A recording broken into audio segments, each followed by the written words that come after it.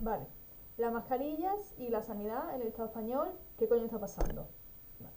Por parte del Ministerio de Sanidad del Estado español se ha solicitado que las mascarillas sean obligatorias en los centros sanitarios. En respuesta a esto, como no, los normalizadores del COVID, que le encanta decir a los expertos o a algunos expertos que son completamente corruptos, no, que la mascarilla no funciona, que no hay que hacer nada, que el Ministerio de Sanidad está completamente equivocado. Payasos que no han leído ni siquiera la física de cómo funcionan las mascarillas. Así que vamos a empezar. Punto número uno. Las vacunas no frenan la transmisión. Una vacuna no es lo que prohíbe que el COVID entre a tu cuerpo. La vacuna, en todo caso, te ayuda a no morirte, pero no es una barrera real a la transmisión. ¿Vale? Vamos a empezar por eso. Estos expertos están todo el rato diciendo, pero la vacuna es lo más importante, si es que la mascarilla no hay que hacerla porque ya tenemos las vacunas. Ay, las vacunas porque se ponen solo a los grupos vulnerables, ya que son tan importantes. Las vacunas porque se ponen solo una vez al año cuando el COVID está todo el año, si son tan importantes. Las vacunas, ¿por qué no se actualizan un poquito mejor? ¿O por qué intentamos hacer un poquito menos variantes para que las vacunas lo cubran? Porque, por si no lo sabéis, nueva variante significa que la vacuna no lo cubre. ¿Cómo se crean variantes? Transmitiéndose una y otra vez, nosotros a nosotros, humano, humano, humano, perro, perro, humano, porque nosotros también estamos transmitiéndole a los animales y los animales a nosotros, y eso que crea una variante de la hostia. Así que, si vamos a hablar de vacunas, vacunas para todo el mundo, mínimo cada 6 meses. Lo que no puede ser es que solo la gente que supuestamente es vulnerable son los que tienen derecho a las vacunas. Si tan importantes son las vacunas, que la gente tenga derecho a acceder a ellas, ¿no? Pregunto. Vamos a empezar por eso. Lo segundo, vamos a hablar de lo que es el COVID, porque esta gente parece que no ha leído ni lo más básico, o bueno, en general, bueno, por haber doctores, hay doctores que te dicen barbaridad, ¿no? Inmunólogos que te dicen cosas muy grotescas. Entonces, primero, el COVID se transmite por muchas vías. Una de las vías que son más predominantes son los aerosoles, aunque también hay otras, ¿vale? Pero me voy a centrar en los aerosoles. Los aerosoles, para que tú te hagas una idea, es como cuando alguien fuma. ¿Tú te imaginas decir que tú no hueles el humo de una persona porque está a 1,5 metros o porque está a 5 metros? A que tú hueles el humo de una persona que está a 5, 10 metros de ti, incluso al aire libre, pues también puedes transmitirte el COVID de esa persona, porque los aerosoles viajan, igual que cuando hace así en un sitio que hace frío y sale bajo, esos son los aerosoles. Entonces, teniendo en cuenta cómo se transmite el COVID y que la vacuna no hace que no te infecte, sino que en todo caso te ayuda a no morir. Más cosas.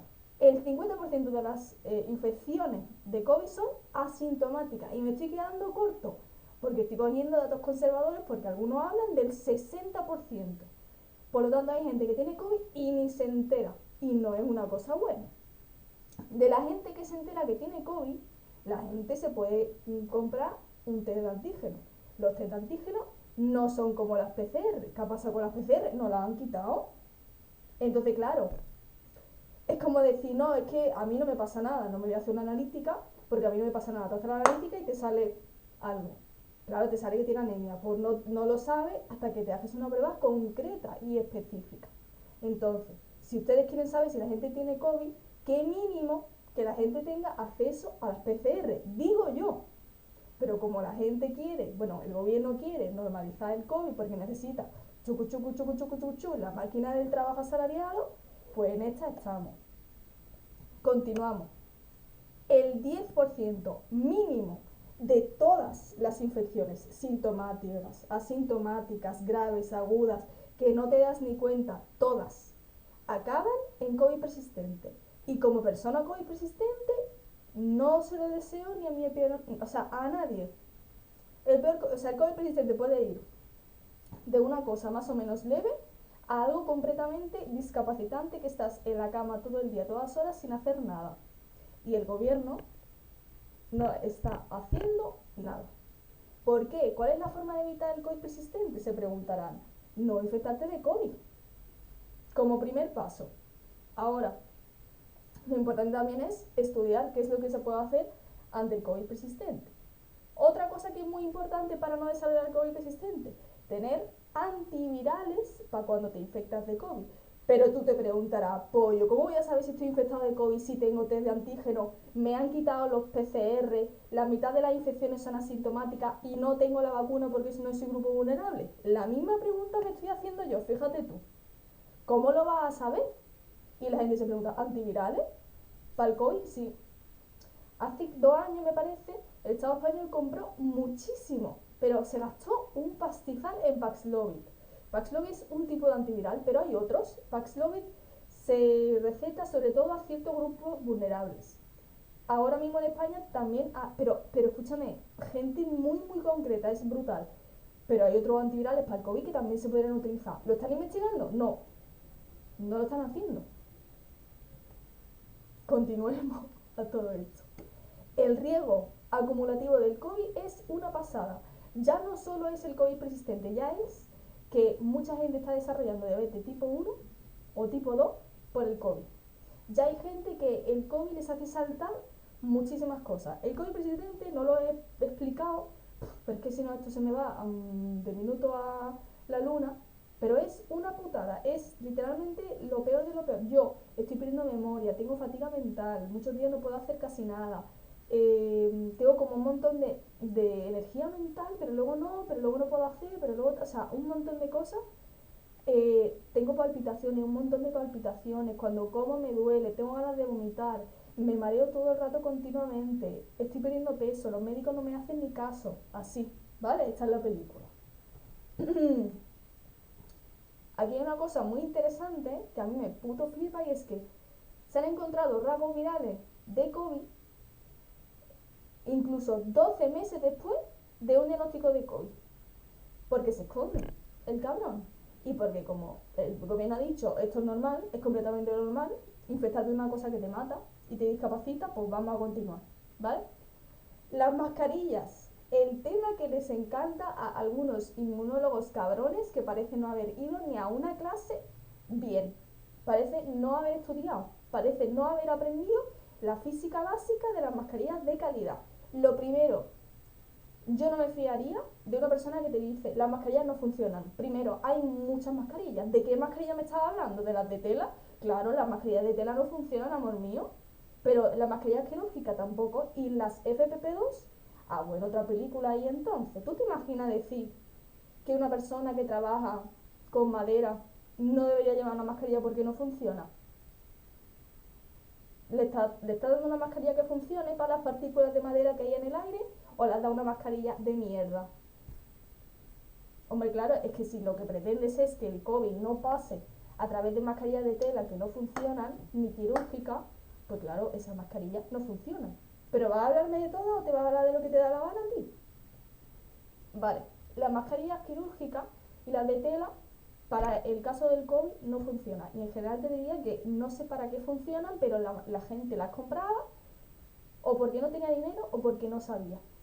Entonces, vamos a dejar claro que para mí el Estado debería de dar todo gratis. Lo voy a decir así del tirón, ¿vale? Pero como no es así, nos ayudamos para ver que la gente pueda tener mascarillas de calidad. Entonces, vamos a hablar de lo que son la física de las mascarillas, que esto es chulísimo, ¿vale? A ver si el inmunólogo ve este vídeo o intenta enterarse de algún tipo de manera. Las fibras en la mascarilla de tela o quirúrgica filtran la partícula bloqueándola físicamente. Físicamente, ¿vale? Importante. Pero la fibra de una mascarilla N95, KN95, FPP2 en el caso de Europa, o FPP3 o no superiores. ¿O has visto alguna vez las mascarillas tan guapísimas que parecen del futuro así como con dos cosas?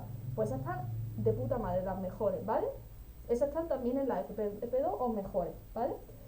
Las fibras plásticas están en este tipo de mascarillas, vamos a llamarlas respiradores, porque ese es el término correcto, ¿vale? Llevan una carga electrolástica que atrae las partículas que pasan como un imán. ¿Qué pasa? Las partículas del aire transportan virus, polvo, pintura u otros materiales tóxicos que quedan atrapadas en la mascarilla y no son inhaladas. Por eso hay que tener cuidado cuando te quitan la mascarilla, ¿vale? Cuando te quitan un respirador, cuando te quitan una FPP2, hay que tener cuidado. Bueno, con las otras también.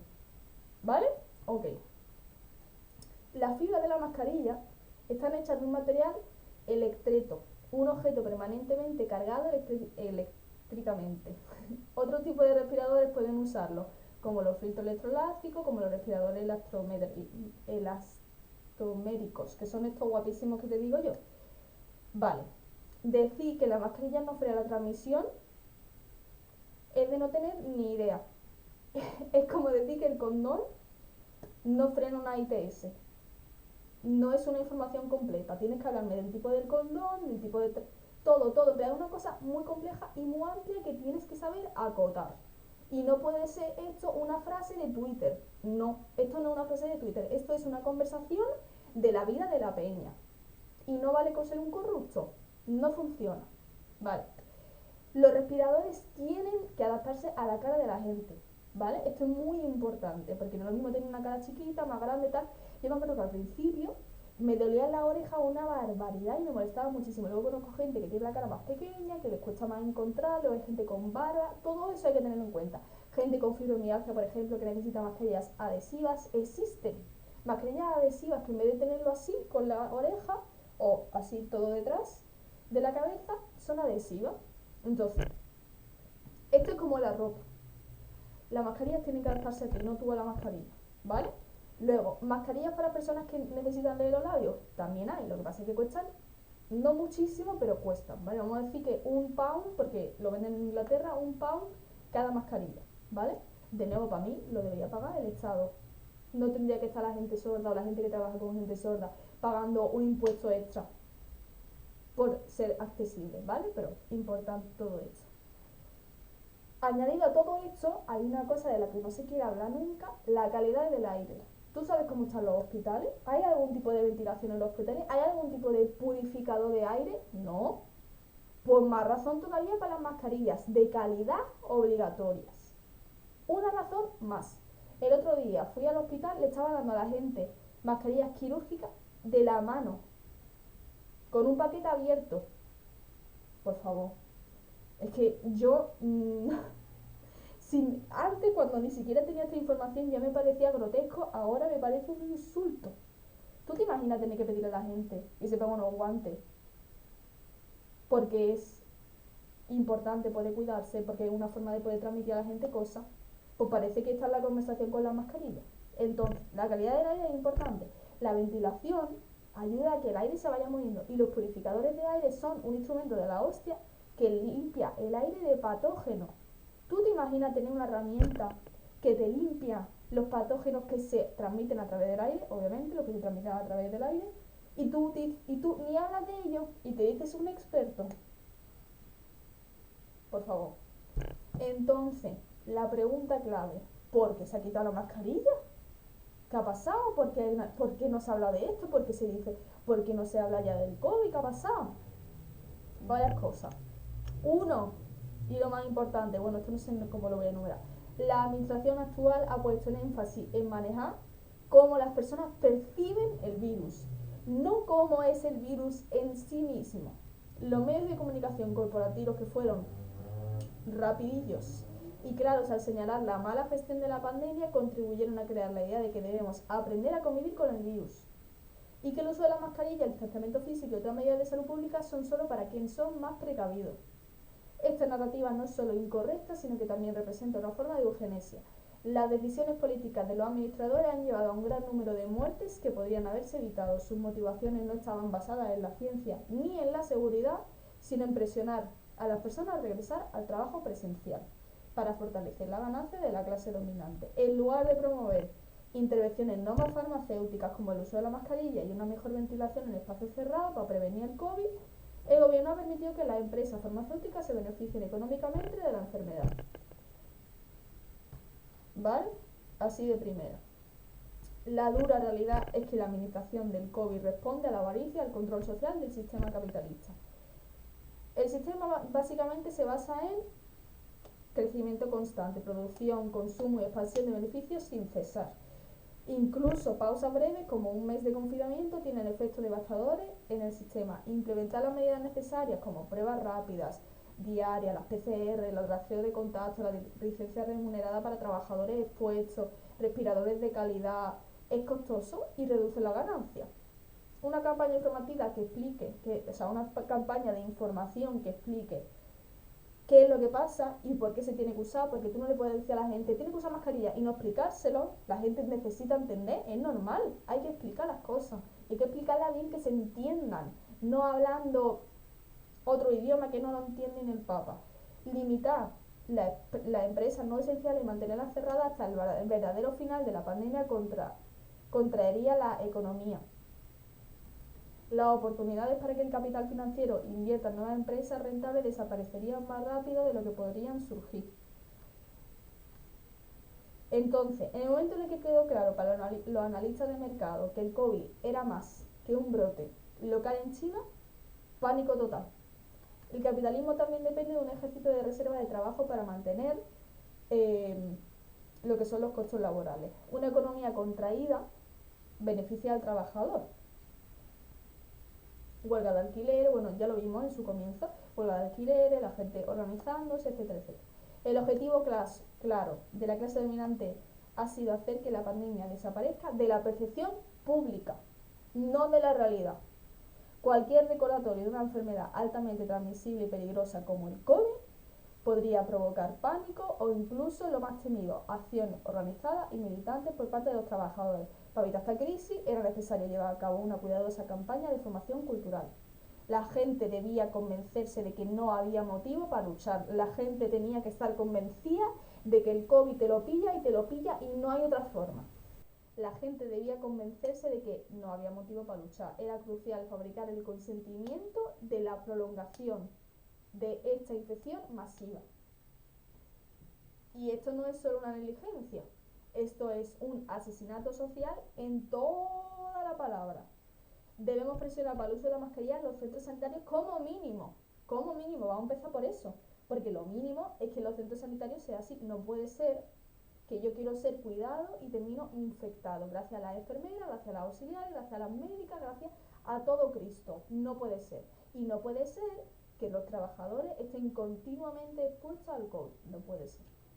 Responder a esta urgencia de forma organizada es la respuesta. No dejaremos que el sistema diga, es que tenía patologías previas, no, es que esta era una persona vulnerable, no, es que era una persona anciana, no, es que era joven pero tenía enfermedades. No, es que tener patologías previas no es una excusa para decir que una muerte tenía que pasar. El COVID es evitable. El COVID prolongado, el COVID persistente, el long COVID, como lo queramos llamar, es evitable. Pero el gobierno no quiere hacer cosas. Así que a presionar al gobierno y a movernos. Que esto no es desesperanzador, al revés. Es el despertar para empezar a movernos. Venga, vamos.